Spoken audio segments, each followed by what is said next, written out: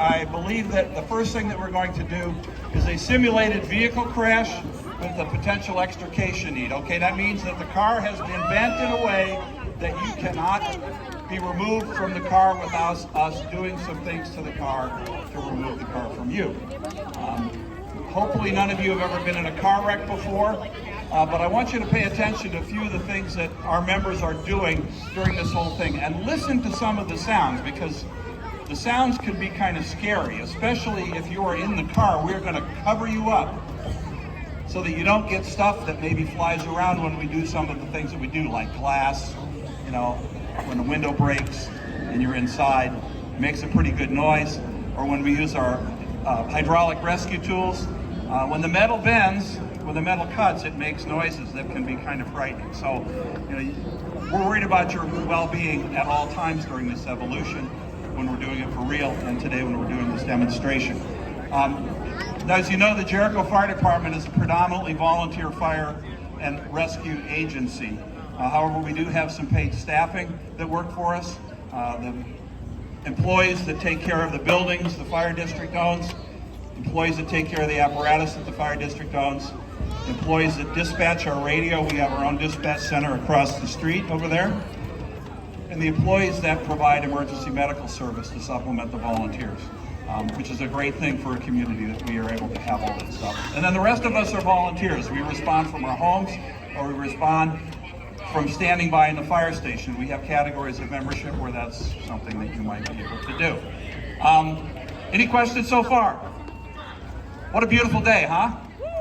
I'm hoping for white uniforms because this dark stuff is pretty hot, but otherwise, it's great. Thank you. And you know, make sure when we're done here, we're going to break a little bit, and then we're going to come back. We're going to do another demo, simulating a building fire in a tiny bit. The wind is cooperating today. At least hopefully it will not change, and the smoke and everything will continue to go to the northward direction. But if there is anything, you know, any of you that maybe have some sensitivities to smoke, you know, reactive airway stuff, and the smoke is moving in your direction, it might be a good idea not to stay during the fire evolution, or move away where the wind is not blowing the smoke in your direction. How are we doing over here? Are we ready to go?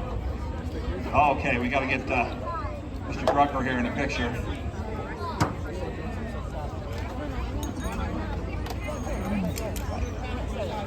That's okay.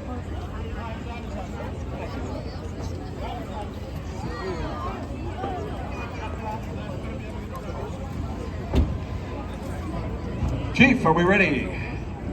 Okay, so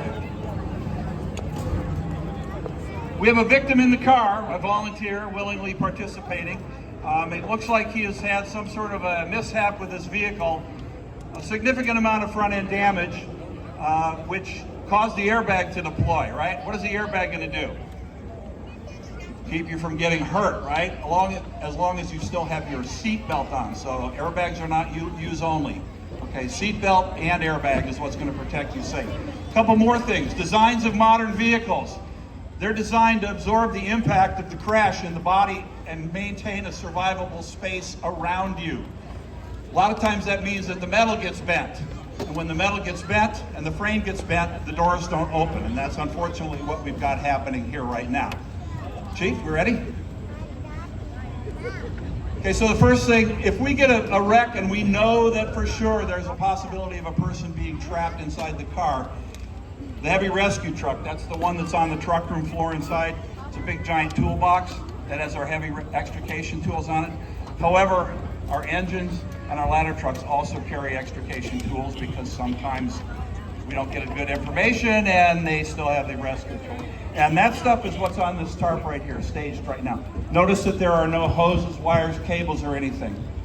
Okay, this is provided, great tools provided for us by the Jericho Fire District to get us battery-operated hydraulic rescue tools.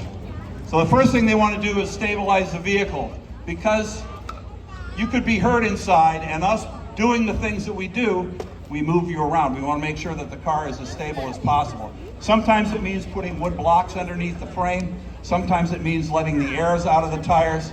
If your car is not in its normal shiny side up position, and maybe it's in a shiny side to the side, or shiny side down. We are going to brace it in a way that it doesn't move around anymore to potentially cause more injury to you and to make it safer for us to operate. So right now, the first thing that we're doing is trying to get the door open on the driver's side because that's where the patient is. Separately, members of our EMS company who have now responded to scene are going to make patient contact by going inside the car and saying, hey, you okay? We're going to do some stuff to get you out of the car, and then they're going to manually stabilize the victim's head and neck. They're going to put their hands on their head and neck and say, don't move. If you answer questions, say yes or no. And then they're going to let the rescue team that's working with the tools hurry up, take the time, depending on what they have on the patient. So right now we're sort of, you hear the boom? That was when the big heavy latch was let go on that door. So now can we get the patient out? Not yet. Okay, the first tool that they use, that is a spreader. Okay, big powerful hydraulic tool that basically moves apart, spreads the metal. And now what they're working on is a cutter. Again, listen to the noises. And separately, on the other side, we're going to make access to the windshield. We're going to cut the windshield.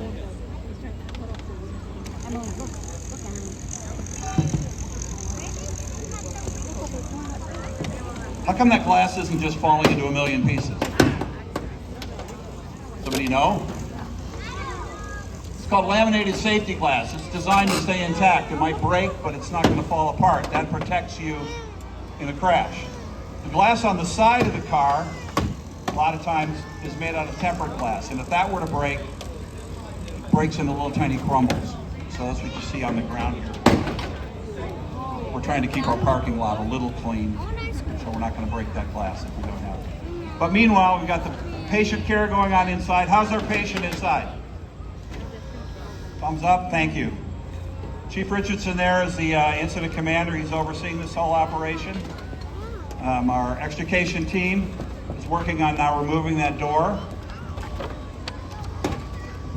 And we're making a convertible out of this car to give us clear access to getting the patient out.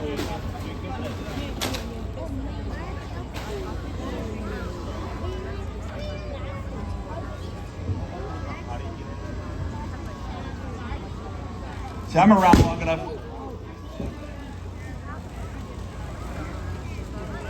You just deploy an airbag there? Peel and peek, brothers. Peel and peek. Make it safe for Lance. Probably have to change your shorts.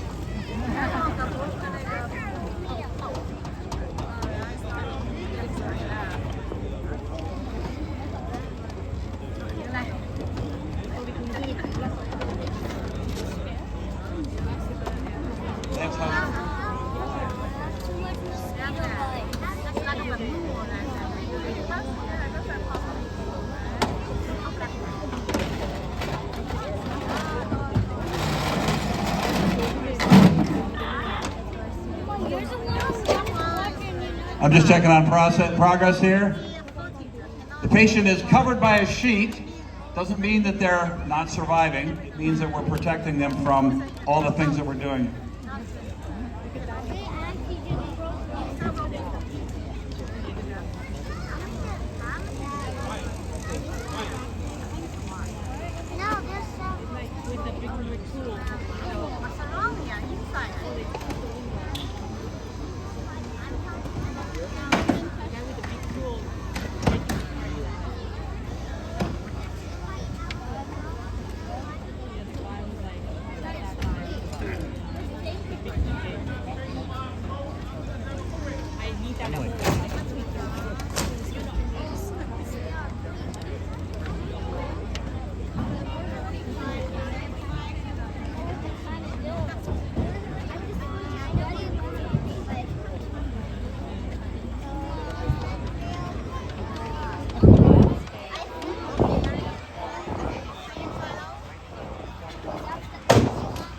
Another loud noise, that's cutting through one of the structural members that's inside the framework there at what we call the B post.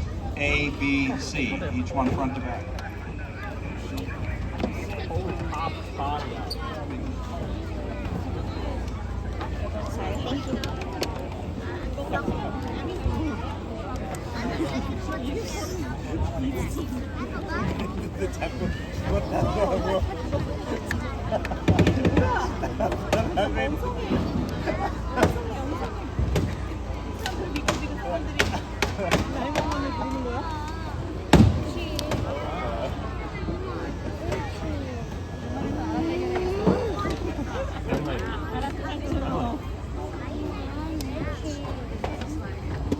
So now we're going to remove the second door on the driver's side.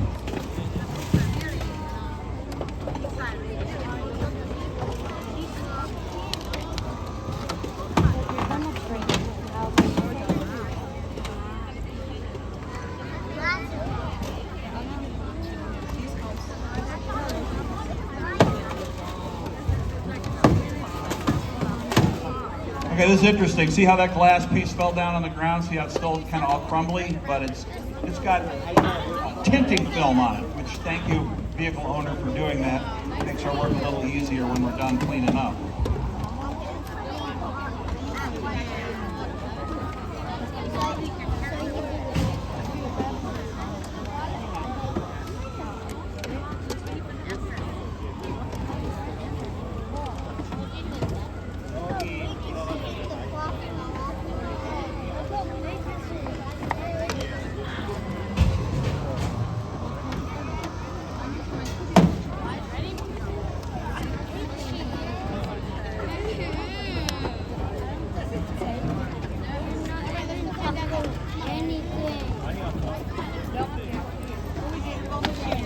Under the lowest common denominator now is just the cabling that controls the automatic windows and the electronic door locking system, and then that door should come clean off. There we go.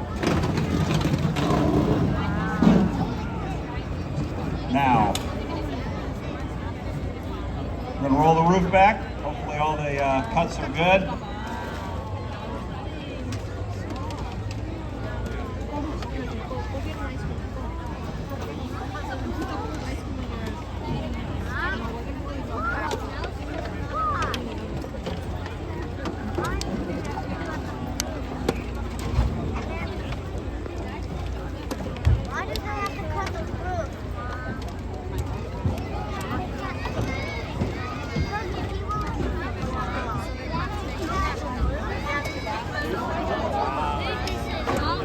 And here we go, we're making this into a convertible.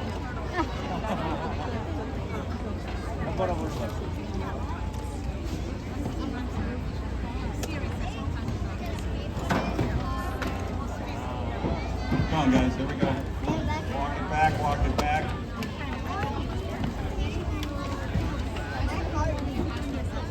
Thank you.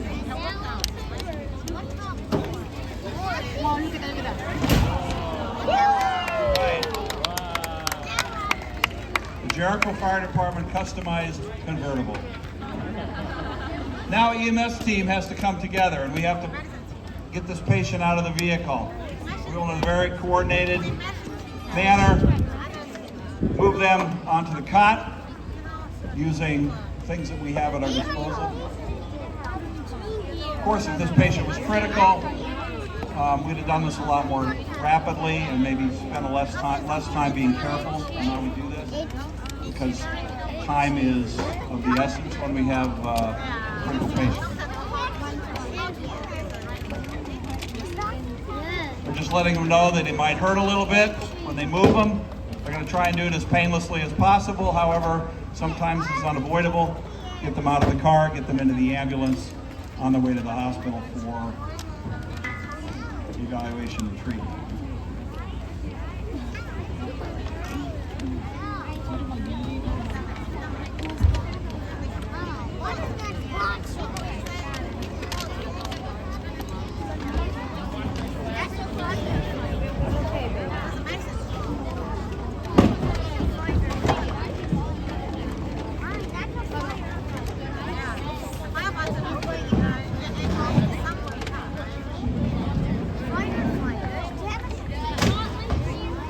How about that, huh?